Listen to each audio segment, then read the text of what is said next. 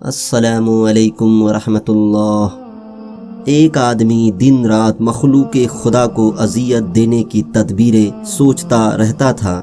ایک دن اسے شرارت سوجھی۔ اس نے اپنے گھر کے سامنے راستے میں لمبے لمبے کانٹوں والی ایک جھاڑی لگا دی۔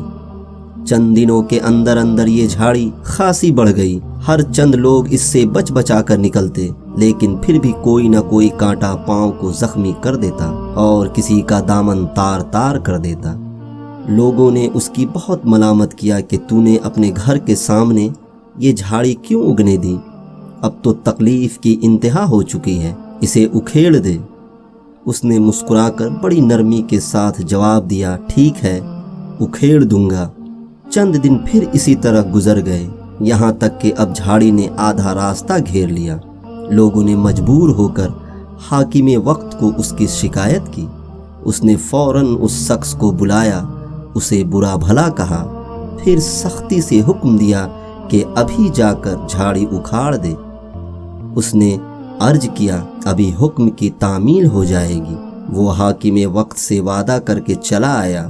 اس نے جھاڑی پھر بھی نہ اکھیڑی۔ اگر کوئی اسے اس طرف توجہ دلاتا تو کہہ دیتا کہ آج فرصت نہیں، کل یہ کام کر دوں گا۔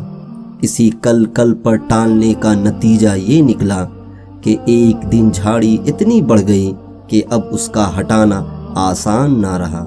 یہ درخت مضبوط ہو گیا اور اس کی جڑیں اتنی گہری ہو گئیں کہ پھر وہ ظالم اس کو اکھیڑنے سے عاجز ہو گیا۔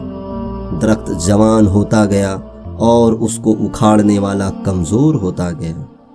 درس حیات، اسی طرح ہماری بری عادتیں اور گناہ کے کام ہیں، ان کی اصلاح میں جس قدر دیر کی جائے گی، ان کی جڑیں مضبوط تر ہوتی چلی جائے گی۔